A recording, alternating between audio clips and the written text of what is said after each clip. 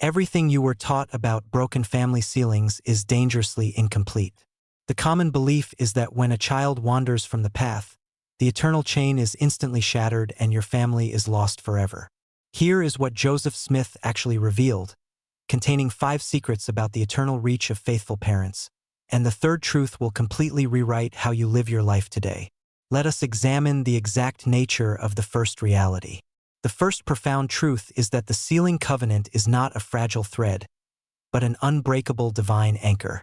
Many parents spend their days in paralyzing fear, believing that a child's exercise of agency can instantly snap the spiritual ties forged at the altar.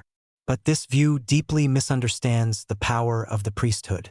In Doctrine and Covenants section 132, verses 19 and 20, the Lord outlines the majestic scope of the covenant, revealing that those who are sealed by the Holy Spirit of promise shall inherit thrones, kingdoms, principalities, and powers. This is not a conditional agreement that vanishes at the first sign of mortal rebellion. Joseph Smith saw that the sealing power is designed specifically to withstand the chaos of a fallen world. It is an anchor cast beyond the veil, firmly secured in the character of God Himself. When you make covenants in the temple, you are not merely entering a contract with your children. You are entering an eternal alliance with the Almighty. The Lord binds Himself to your family, and His grip is infinitely stronger than any mortal hand. The sealing is a permanent marking of ownership, a spiritual claim placed upon your posterity that cannot be easily erased by the temporary confusion of this life. When we recognize that the covenant is an anchor, we stop reacting in panic to every detour our children take, knowing that the anchor holds fast beneath the turbulent surface of their current choices. To understand how this anchor operates in real life, consider the experience of a father named Samuel, who lived in a quiet valley in Utah. Samuel was a man of deep faith, but his heart was shattered when his youngest daughter, Clara, chose to walk away from the faith during her college years. For 15 years, Samuel watched Clara make choices that seemed to distance her further and further from the covenant path. Every Sunday dinner, her empty chair stood as a silent, painful monument to his perceived failure as a father. Samuel spent countless nights on his knees, weeping and begging God to show him where he had gone wrong. He felt that the sealing chain he had cherished was broken beyond repair, and his prayers were met with what felt like a heavy, suffocating silence. One evening, while studying the early revelations of the Restoration, Samuel came to understand that the sealing covenant was not a fragile glass ornament, but a heavy iron anchor.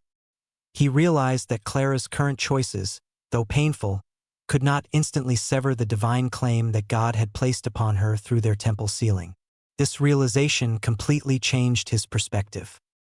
He stopped looking at Clara with eyes of fear and judgment, and began to look at her through the lens of the covenant. The heavy weight of despair lifted from his shoulders, replaced by a quiet, steady hope. How does this affect you today? If you are a parent weeping over a wandering child, you must learn to apply this truth immediately. First, intentionally shift your prayers from desperate, pleading to expressions of gratitude for the covenant that already binds your child to you. Second, stop viewing your child through the status of their current activity and begin treating them as an eternal heir to the promises of Israel. Third, write down your testimony of the sealing power and keep it in a sacred place, turning to it whenever the winds of doubt begin to blow. Now we must examine the second glorious truth, which expands on how this covenant operates across time and space. The second truth is that the sealing covenant has invisible tentacles of grace that reach into the deepest darkness of human experience. This is not a poetic exaggeration. It is a literal description of how the priesthood operates. President Brigham Young taught this doctrine with absolute clarity, declaring that the tentacles of the covenant will reach after those who wander, drawing them back to the fold. He explained that parents who honor their covenants are not left comfortless, because the influence of their faithfulness extends far beyond what mortal eyes can see. Brigham Young remarked that though these children may wander, and they may have to suffer, and they may go into the depths of sin, yet the covenant will eventually find them and bring them back. Notice the profound depth of this promise. It does not suggest that the path will be easy or that our children will escape the consequences of their poor choices. It acknowledges that they may indeed suffer and they may indeed fall into deep transgressions. But it promises that they cannot wander further than the reach of the covenant. The covenant is an active, living force that pursues the lost sheep, constantly whispering to their spirits, reminding them of the warmth of the home they left behind. It operates like a spiritual gravitational pull, subtle but relentless, acting upon their hearts even when they appear to be utterly hardened. Understanding this prevents us from giving up on those who seem completely lost, because we know that the tentacle of the covenant is still reaching out, moving through the darkness to find them. This divine reach is not limited by the boundaries of mortality. Even if a child goes to their grave in a state of rebellion, the covenant continues to exert its influence in the spirit world, ensuring that they are never truly out of range of the Savior's redeeming grasp. The tentacles of the covenant are woven from the very fabric of Christ's atonement, which is why they are strong enough to pull any soul back from the precipice of despair. This truth was beautifully illustrated in the life of a mother named Miriam, who lived in a windswept farming community. Her son, Thomas, was a brilliant young man who, after a series of personal tragedies, turned his back on his family and his faith, sinking deep into a life of substance abuse and anger. For nearly a decade, Miriam lived in a state of constant terror, dreading the phone call that would inform her of her son's death. She felt that the covenants she had made in the temple were powerless against the self-destructive forces that consumed Thomas. One Sunday, her bishop shared the words of Brigham Young regarding the tentacles of the covenant. The phrase struck Miriam with immense force. She realized that while she could not physically reach Thomas in his dark environment, the covenant could. She began to picture the sealing power as a warm, bright light extending from her temple marriage, wrapping around Thomas wherever he was. This mental shift allowed Miriam to let go of her frantic efforts to control Thomas's choices. She began to love him unconditionally, without pressure, trusting that the covenant was doing its quiet work. Over several years, Thomas began to experience a series of gentle but persistent promptings that eventually led him to seek help and rebuild his life. He later told his mother that even in his darkest moments, he felt an inexplicable pull toward home, a sensation he could not explain but could not escape. How do you apply this today? First, surrender the illusion that you can save your child through your own human efforts, and instead place them fully into the hands of the covenant. Second, speak to your child without preaching, letting your interactions be defined solely by pure, Christ-like love. Third, dedicate a specific day of temple service to the salvation of your wandering child, claiming the promises of the altar on their behalf. But here is the third truth, the one that 95% of grieving parents have never fully understood, and it changes everything about how we view the relationship between agency and the sealing power. The third truth is that the sealing covenant does not destroy agency, but it secures a perfect environment of reclamation where agency can be fully realized without the distorting influences of mortality. Many parents fear that if their children have agency, they might choose to reject the covenant forever. They ask, how can a family be permanently united if a child simply refuses to come home? The answer lies in understanding the difference between the choices made in this darkened world and the choices made in the clear light of eternity. In this life, our children's agency is heavily compromised. They are subject to physical addictions, chemical imbalances, mental health struggles, social pressures, and the intense deceptions of the adversary. Many of those who walk away are not rejecting God. They are rejecting a distorted image of God, or they are acting out of deep wounds. Joseph Smith saw that when a soul passes through the veil, the heavy fog of mortality is lifted. The spirit is freed from the physical limitations and neurological traps of the brain. In that sphere, the beauty, truth, and warmth of the sealing covenant are presented to them in their pure, undistorted form. They are allowed to see the covenant for what it truly is, free from the pain of their earthly experience. Now, as we ponder the depth of this third reality, you might realize how desperately this message is needed in a world filled with aching hearts.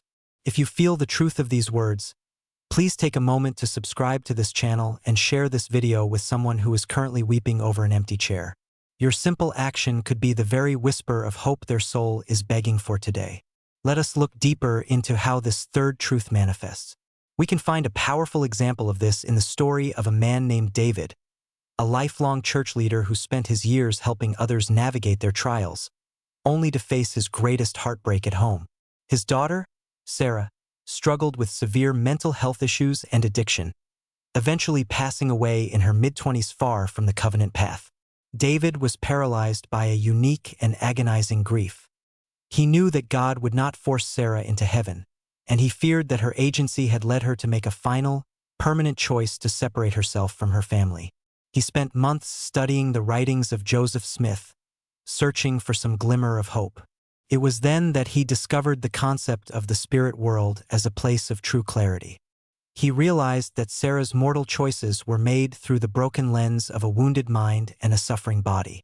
When she crossed the veil, those mortal distortions were stripped away, allowing her true spirit to see the gospel clearly for the first time. This understanding brought David an overwhelming sense of peace. He realized that Sarah was not lost. She was simply in a better place to make her real, unclouded choice. How does this affect you today? First, you must separate your child's eternal identity from the temporary behaviors and illnesses they exhibit in mortality. Second, when you pray for your departed loved ones, pray that they will be comforted and taught by angels who understand their specific mortal wounds. Third, live your life with the assurance that the Lord's plan is infinitely more merciful and sophisticated than the simplistic, black and white view we often hold in this life. Now let us examine the fourth profound truth, which reveals the persistent, magnetic nature of the sealing power. The fourth truth is that the sealing covenant acts as a continuous, spiritual homing beacon that never stops broadcasting its signal to the soul of your child. President Lorenzo Snow, the fifth president of the church, taught this doctrine with beautiful authority.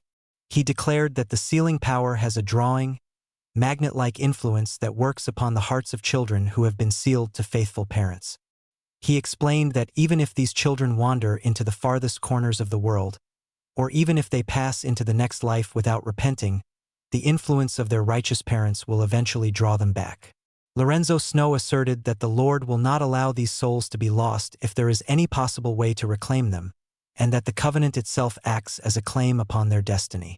Notice how this changes our understanding of the spirit world. It is not a silent, passive waiting room where souls sit in frozen isolation. It is a dynamic, active arena of salvation, where the sealing power is constantly operating.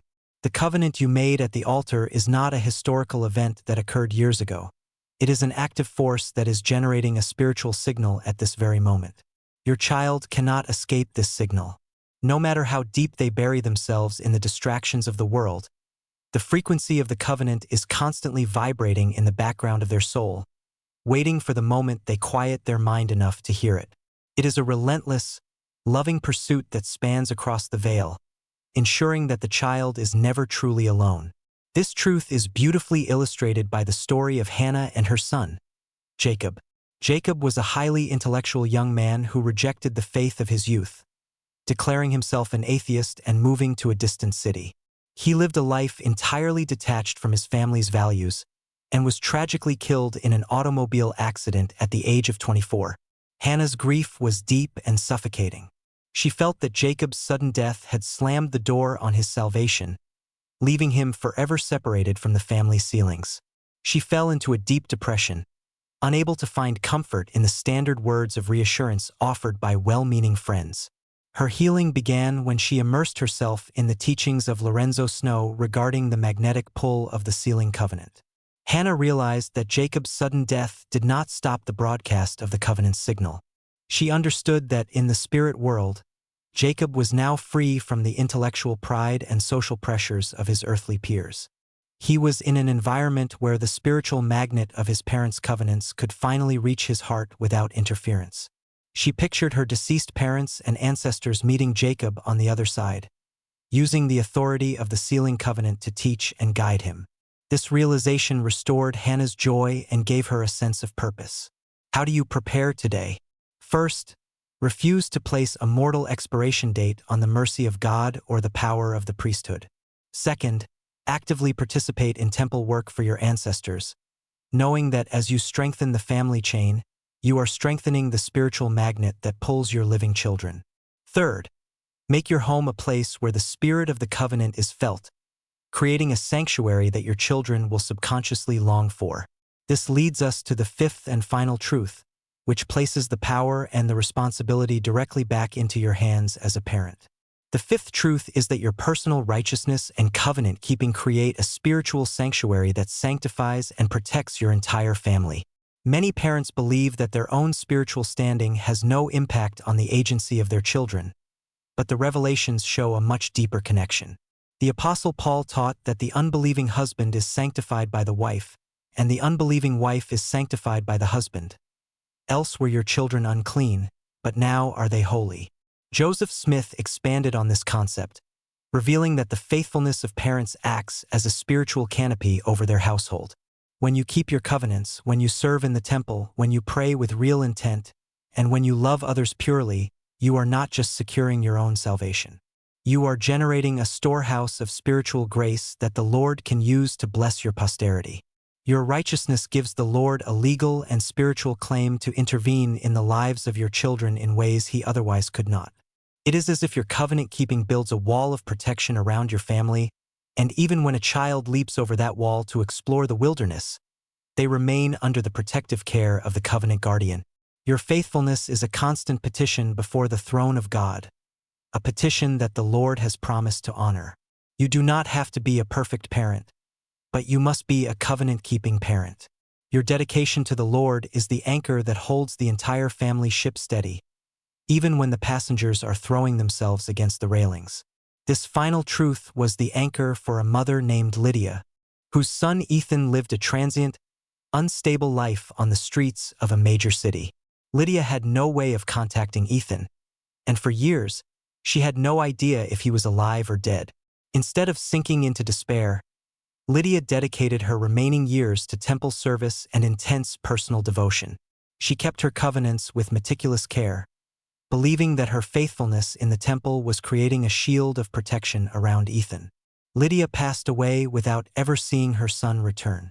However, 5 years after her death, Ethan found himself sitting in a public park on a cold autumn evening, feeling an overwhelming, sudden impression of his mother's face and the clean, peaceful feeling of her home. This spiritual breakthrough led him to seek shelter, enter recovery, and eventually seek out the faith of his youth. He later wrote to his bishop that he felt as though his mother's prayers had physically pulled him out of the gutter. This is the reality of the covenant. Let us recap the 5 glorious truths we have uncovered today. First, the sealing covenant is not a fragile thread, but an unbreakable divine anchor. Second, the covenant has tentacles of grace that reach into the deepest darkness, as Brigham Young promised. Third, the covenant secures a perfect environment for agency to be realized in the next life, free from mortal distortions. Fourth, Lorenzo Snow taught that the sealing power acts as a relentless spiritual magnet. Fifth, your personal righteousness sanctifies and claims your entire family line. So that empty chair at your Sunday dinner table? It is not a symbol of permanent defeat. The broken chain you fear is being repaired by divine hands even now. The covenant holds. May you walk forward today with the absolute certainty that the promises of the temple are real and that your family is safe in the hands of the Almighty.